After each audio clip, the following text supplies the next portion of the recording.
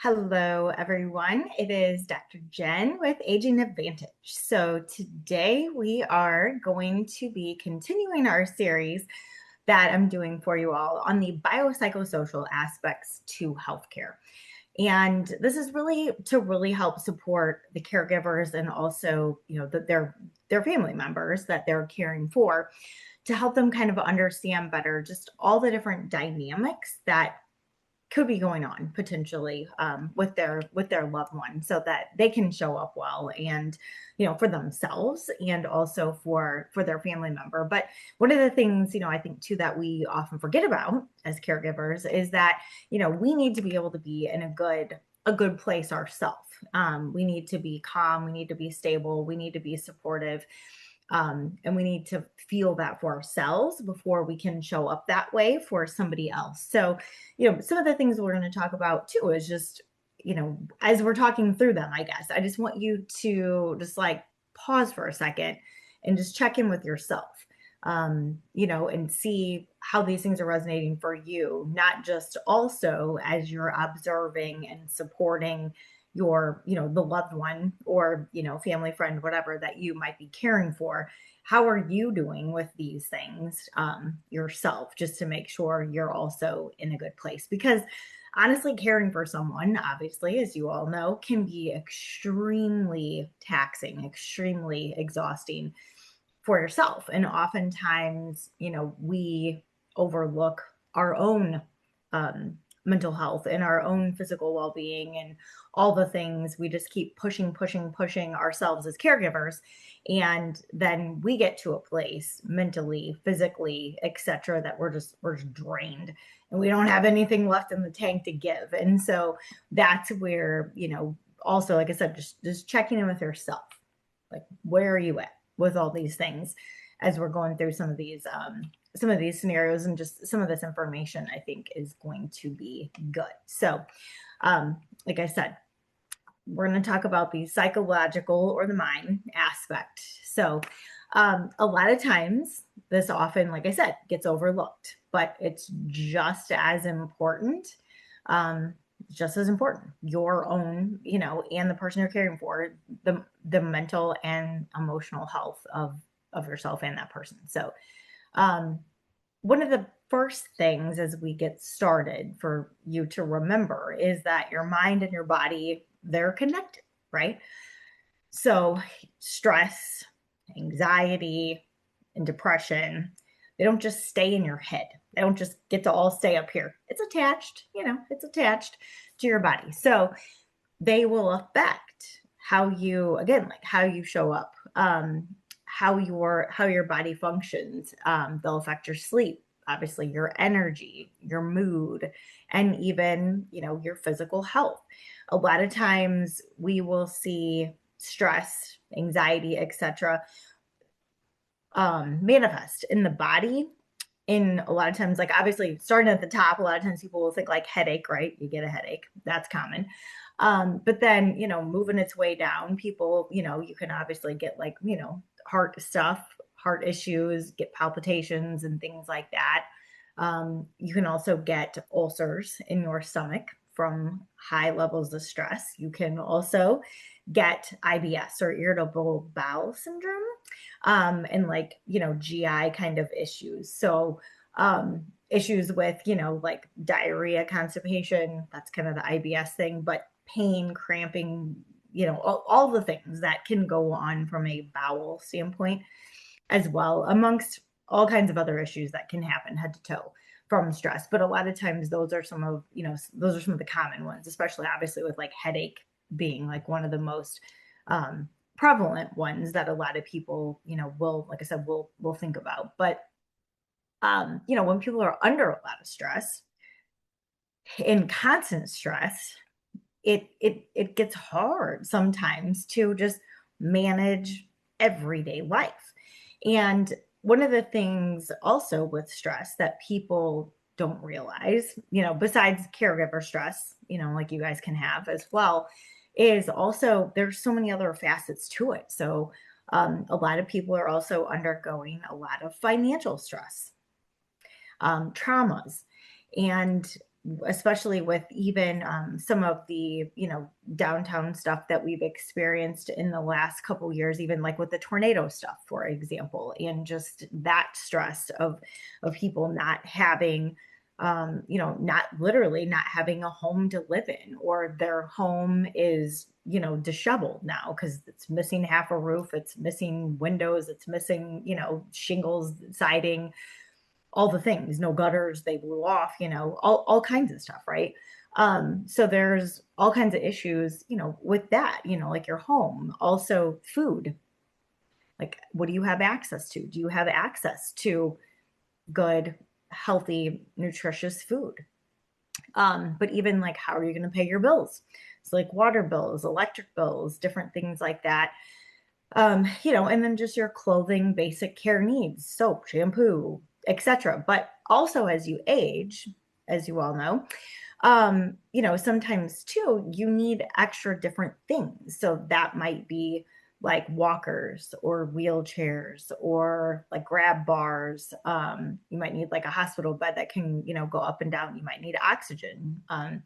You might need like a shower chair. There's different aspects, right, that you can need. And sometimes like these things can get expensive, even, like diapers or things of those natures.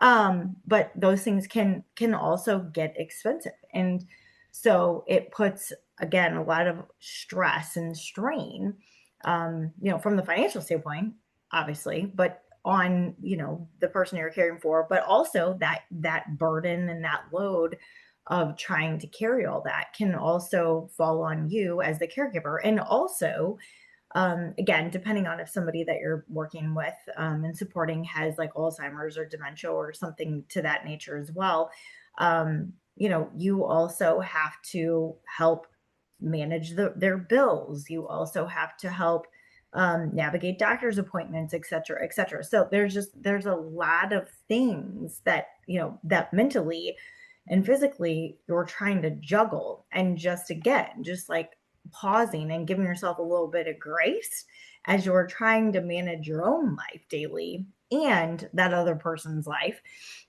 daily, is honestly, is step one. You have to acknowledge like, yes, this is a lot. And you just have to do the best that you can. And also, with that being said too, we have to normalize it. And it's okay. And it's important to understand that feeling overwhelmed, doesn't mean that there's something wrong with you. It just means you're dealing with a lot. And again, for caregivers, especially, like this kind of burnout is real. You're going to feel exhausted, potentially irritated, like overly triggered, if you will, and go from like zero to, snappy, or spicy, as some people will call it, but, a little more snippy. That curve is like a little steeper compared to, it used to take a little longer to, for you to kind of get there. And sometimes, you're just 0 to 100, a lot quicker. So again, just recognizing that.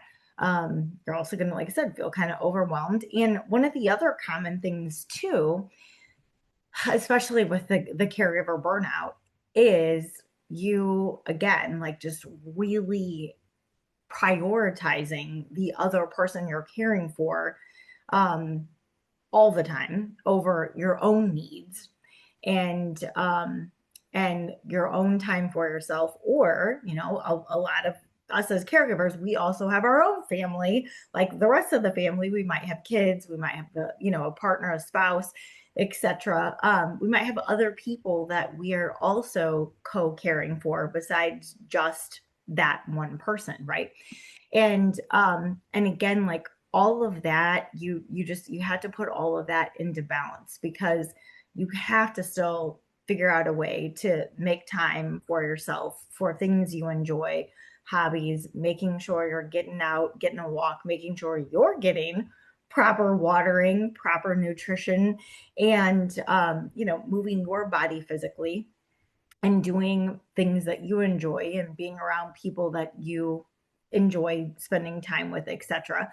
Just again, to make sure that you are filling your own emotional cup, to make sure that that you have kind of like those healthy boundaries in place, but you also have to be able to have your cup filled and have energy and be in a calm, good place to be able to show up for everybody else. Like I just said, that you're also trying to support in your life. So, some things that you would want to watch for and signs, essentially, and just kind of like some warning signs you would pay attention to, is for yourself, like as a caregiver, if you're just constantly feeling tired and drained. And and also, well, I guess, and this could also pertain to the person you're caring for, right? So just kind of pay attention also to them. I'm going to say, both of you guys, things you want to look at. If you're feeling tired, constantly drained, losing interest in things that you used to do, that also is like a huge sign. Kind of starting to feel isolated. And again, that getting frustrated easy, and it might be the other person getting frustrated easy, same things, or you. But that's a good sign that, okay, your mental health, and your emotional well-being might need a little of attention. So, practical tools. You don't need anything complicated to start improving mental health, okay? So sometimes that can just be, easy tasks, like starting to take a short walk, getting some fresh air, going outside. Bonus points, go on a walk with someone you like walking with. So that's always good. Yeah, talking with someone that you trust and that you like, and that like has a vested interest in your well-being, and vice versa. Sometimes people will also, especially as they get older, sometimes they'll kind of gravitate more towards like church groups, or also in some communities they have really great senior centers as well. So you can sometimes like plug into things like those. Another great resource is like your Silver Sneakers programs. Sometimes they have those in different areas where you can literally like go to the YMCA or somewhere like that, usually like a rec center, and you can walk inside, with other people. And so sometimes that's nice because you can make friends, you can talk with others, and you're getting your body moving, which is great. And I always love and joke about but Tony Robbins always talks about that motion creates emotion. And when you're isolating, when you're not enjoying any of the activities that you used to do, when you're not getting out, when you're not moving your body, even again, just going for a short walk, just even like 5 minutes, 10 minutes, even walking around the house, sometimes for some people will be helpful. But when you're not moving your body and you're just sitting all day long watching TV, you're laying, the people you're caring for, even too, just like laying in bed all day long, laying on the couch all day long, and you're stagnant, or they're stagnant, either one, and you're not moving your body, you're also not getting those endorphins and enkephalins, dopamine. You're not getting all those really good feel good hormones going in your brain. So, like we talked about in the beginning, your mind, your mental, and emotional components, again, it's attached to your body. And so when you get your body moving, like I said, you get all of those feel good chemicals, quote unquote, going in your brain, which is fantastic because those have been clinically proven to elevate your mood, to make you happier, to help you like feel calmer, and definitely more peaceful. I know, even like for myself, for example, if I start getting into a good routine, just walking, maybe even like 20 minutes or something, like walking or doing the elliptical or something like that, every day. And then like first thing in the morning, I eat a little bit of food and then I move my body a little bit. But if I don't do that for for several days, even sometimes like if I skip a day and I don't do it, like I can tell like in my body, I just feel a little more agitated kind of. I have a little more anxiety. Like I just feel like a little bit more. I don't feel like as calm starting my day. I'm not as focused. I don't have the same level of just like internal peace, if that makes sense. I don't know. Um, that I do on days that I'm actually moving my body and working out, or even if you for you or the person you're caring for, like if they have like physical therapy, like PT, OT, anything like that that might come in the home, or any kind of little at home even exercises you can do with just some little light weights, even 1, 2, 3, 4, 5 pound little weights or something, or like even bands. Again, just getting your body, getting your body moving a little bit. Even just doing some little stretching, some chair yoga, something like that. Just moving your body again is going to release all those feel good chemicals into your mind. And even again, if it's only for a couple minutes, awesome. That is good. We will take it. It's better than nothing. So one of the things too, as you're going about your day, and again, just kind of managing your day as a caretaker person, um, if you are caring for the person, and again, let's say like, things get tense, things get elevated, they start talking a little louder, you start talking a little louder, y'all start getting a little snippy with each other, etc. Just remember, like, it's okay to take a break for a moment.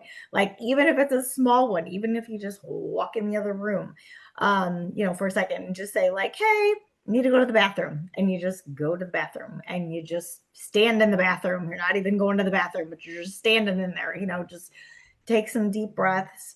Again, just kind of move your body, and you might do a little bit of stretching in there, something, whatever kind of can help calm you down. But that's okay. Or even just like I said, just go outside, walk around the block once, come back.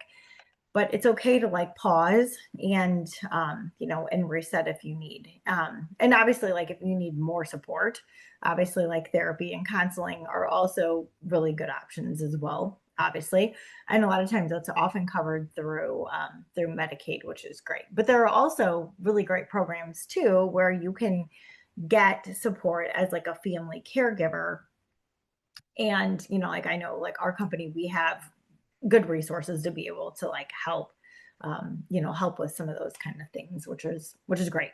So what I want to do for you guys kind of next is go through kind of some like real world examples of kind of what some of the caregiver burnout could look like. So one of the things would be like, I've worked with caregivers, obviously her doing everything possible for someone, again, but like completely ignoring their own needs, right?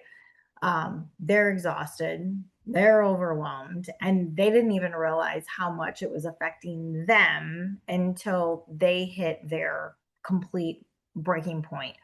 But again, from like a breaking point standpoint, when that happens, again, taking breaks, and that might just mean like, again, like just taking a separation break, like we just discussed, when you're in the moment. But that also might mean asking for help so that you can take a little bit more, of a short-term break or extended break. And that can make a huge difference. So like what might that look like, right? So that might be like, okay, maybe you are like in my case for like my dad, like I am his only child that he has. So the burden literally, falls on me a lot of the times to go to the doctor's appointments, do the grocery shopping, help with this, help with that. just like manage the bills, like all the different things. Like a lot of times that falls on me, but sometimes trying to navigate all of his stuff and my own life stuff, I can just feel inside again, like I'm getting a little, I'm gonna call it spicier. I'm getting a little crabbier, right? And I can just kind of feel that like tightness in my chest, the tightness like up here. I feel like my shoulders are up to here now.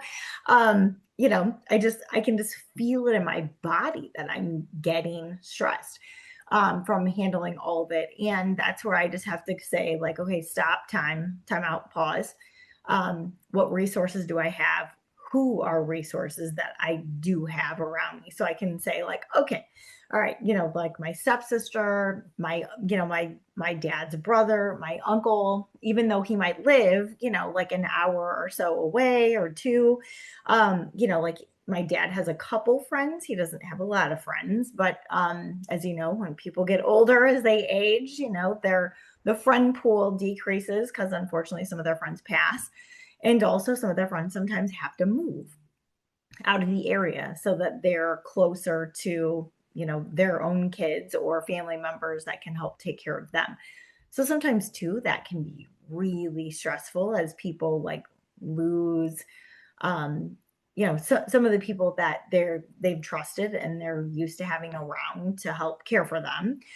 Or for you as the caregiver, you're used to also having these people around as somebody that you can rely on to step in if you need a break. And now some of these people are also gone. So again, that's just kind of where looking at, again, from what we talk about, like that biopsychosocial sphere, right? Like who is around you to support you, and or also, then to support the person you're caring for. So sometimes you gotta sub in somebody different to bat at the plate. You have to get a pinch hitter. You got to say, hey, okay, I'm feeling a little overwhelmed.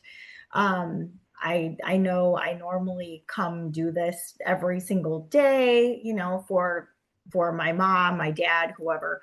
But like I just like I can't. Like it would be really great like this week if I only, could just come like once maybe this week.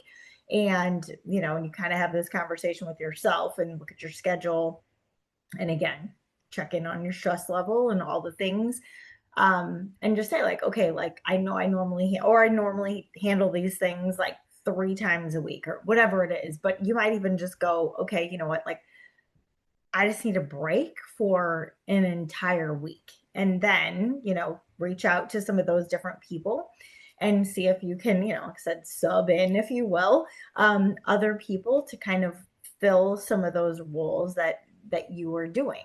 And sometimes, it can also just be from like, again, observation standpoint, as simple as like, let's say you were doing the shopping for the person you're caring for, right? But like, okay, well, my kid also shops and doesn't live crazy far, so I can just nowadays, gotta love technology we have, but like I can just Venmo my kid, like money out of this account, that account, whatever we need to do, but and then give them the shopping list and they can just pick up all the things that they need to pick up and then get them dropped off nice and easy. So they can maybe you can like delegate out some of those tasks, or even maybe like cleaning the house or things of that nature, helping with laundry. You can, like I said, delegate out some of those different tasks sometimes to different people if you genuinely like hate doing them. And and or also it's causing too much of a riff in your own schedule for you, like I said, managing your own stress in your own life, and also you caregiving for other people around you. So again, just kind of that's that kind of checking in with yourself to know, okay, I'm feeling a little overwhelmed, like I need a break. And again, a break can be okay, just like I said, in that moment, you just need to pause, you need to reset, or it could be, a couple days here or there. It also, could be like a couple weeks. So sometimes I know there are different programs that some of like the skilled nursing facilities or assisted living places have, or nursing homes kind of have, where you can, like, let's say you have to go on vacation or you need to go out of town or something to that effect. You can literally take your loved one up there, and it's kind of like, they have like they have the adult daycare programs, etc., where you can go drop off your parent or the person you're caring for, a person with a disability, whatever. You can go drop them off during the day while you go work, or while run errands or whatever you need to do, and that place will watch them. But some of these assisted living places, and nursing home places, etc., like that, sometimes have programs where they can watch you can drop them off. It's like fully furnished apartment kind of a scenario, and they can watch your loved one and take care of them while like I said, need to go out of town, or even, again, sometimes you just need a break for a week or 2 weeks or something like that. So, it could be just a couple of days. Also, potentially, like, different places have different options, but just something to know, and something to just know that sometimes is out there, like, as a resource. So again, the stress showing up physically, again, we're gonna just checking in with that stuff. Again, people think stress is in their head, but again, headaches, trouble sleeping, high blood pressure. Also, yes, that is also a big one for a lot of people. And especially, I always tell people that, if you are checking your own blood pressure every day, and even also for the person you're caring for, but if you're checking your blood pressure every day or a couple times a day, and you start noticing a pattern of like, okay, on Mondays, Wednesdays, and Fridays, I go over to my dad's and I help with these whatever activities. And every single Monday, Wednesday, Friday, it seems like my blood pressure is just like, it's way higher. Again, yeah, maybe something to look at. Or maybe that stuff's fine, but the days that you have to like go shopping, or you have to shuffle your schedule around because you got to take them to all these doctor's appointments or things like that, you notice like that stuff is really stressful, and it's actually affecting, like your physical numbers of your body. Sometimes too, for people, like blood sugar can get affected too, by their stress. Like A1C numbers also can get affected by stress, just side note. But again, like, just looking at, okay, like, what's the patterns when I'm starting to notice, or, like getting headaches, etc. Just, keep a little log or keep a little diary for yourself, and or for the person that you're caring for too, to see if there's kind of patterns. Because again, from a resource standpoint, like, if you notice, again, for your own schedule, that it is really hectic and really stressful on the days that you have to take them to doctor's appointments or different things like that, there are resources that that you can hire, that will actually be able to even like take the person you're caring for, if they have even like a wheelchair, things like that, put them, in the van, and literally drop them off either like at the door of the hospital or whatever it would be, or the doctor's office. Sometimes they will have even services that will like take them like all the way in, like, let's say the doctor's in Big Barns downtown, and they're on the like 11th floor or something, suite, whatever. There are some of the services that will like drop them off and then take them up to the actual doctor's office and make sure they get in there. And then when they're done, they'll go get them from up there, take them back down, load them up, drop them back off at their home, and make sure they get, inside, etc. So there's different kind of services out there, different kind of resources out there.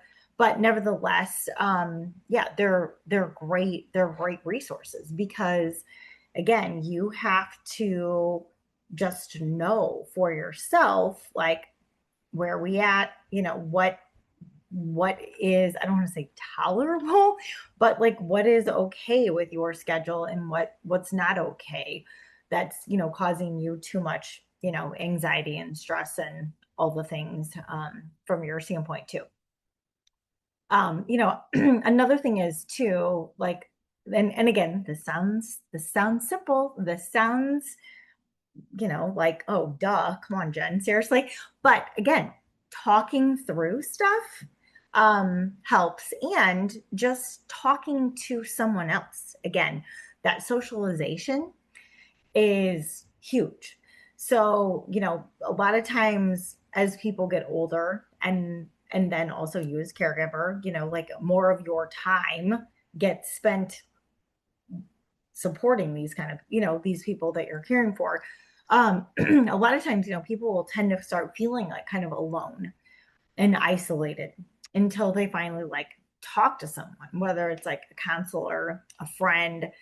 It can even be like a support group. There's really such incredible support groups now, also for family caregivers, or kids of aging parents, etc., or vice versa. Again, if you have somebody that you're caring for, maybe that has like a particular kind of disability, there's great resources and great support groups and organizations for that. Even, like, for example, like, I'll just throw out like Parkinson's, for example. Like, if someone has Parkinson's, that you're caring for, there is incredible support groups, with that Parkinson's kind of organizations, etc., set up that you can be a part of, so that you can learn, how are other people handling these things? What are other people doing? And you can just kind of talk through some of those scenarios and some of those, options with other people. And it can be a huge relief and a huge weight off your shoulders too, because then you can kind of know, okay, well, this is kind of normal and this is kind of not normal. But also, I think it's great when you can connect to other people like that, or organizations, etc. Again, especially if you have something kind of specific that your caregiver's doing, your loved one's doing.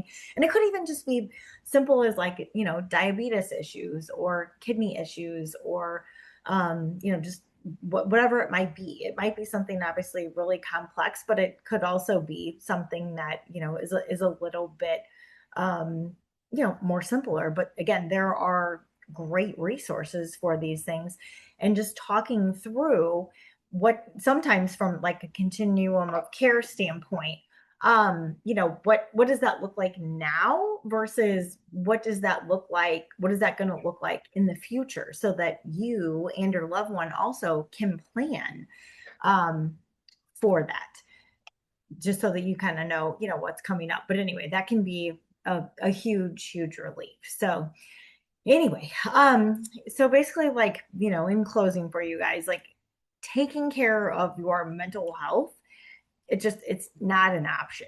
It's necessary, and you have to, again, take care of yourself. And again, you are a lot of times the eyes and ears for the people that you're caring for. So you want to also be paying attention to them. Like, are they socializing how they need to, if they can still, etc. But even at that, like, sometimes even people, they say even people like in comas, or people that are, on in hospice, kind of towards more the end of life, etc., that aren't really communicative and aren't talking a whole lot, etc.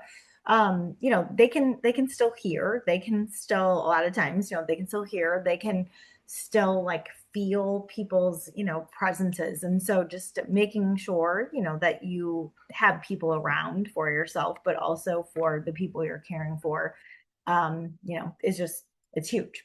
So, like I said, just make sure you're taking care of those things first. Put you first, and obviously then pay attention to them as well. But the biggest takeaway too is, like I said, when your mind is supported, And again, you have some of these plans and some of these processes in place, and you have support structures for who's doing this activity, who's doing laundry, who's taking to appointments, who's doing the shopping, who's helping with the bathing, who's, doing some of these different tasks and activities. And you have like a plan and a structure down for some of those things. It can also massively take the stress off of you and also off the person you're caring for, because you both now have certainty. You know that this is what's going to happen, kind of when it's going to happen. And it just makes life so much easier for everyone. It's not like a last minute, like, oh, drama. Okay, we gotta drop everything, and somebody's got to go do laundry. We got to drop everything. Somebody's got to run to the store. If you can, the more you can just kind of schedule those things into your schedule, and again, and get people to sub in for some of these activities that you also need help with, and kind of delegate some of these tasks out. But the more you can kind of just get it literally on a schedule. You can even just kind of put up a calendar in the person's home that you're caring for, and you can just write on the calendar, like Bob's on Tuesday is doing laundry. It's going to come in and, play a game with you and do laundry. Okay, great. On Thursday, Martha's going to come in and clean the house. Okay, fantastic. And again, talk with them a little bit, etc. But just making sure that, they kind of know also what's happening and kind of when it's happening can really help to, again, just give them more certainty and just kind of reduce that anxiety and reduce that stress. So anyways, I just thank you guys, and yeah, hope that was a little bit helpful. If you have any questions at all, don't hesitate to reach out to us, and happy to support you all in any way that we can. Thanks.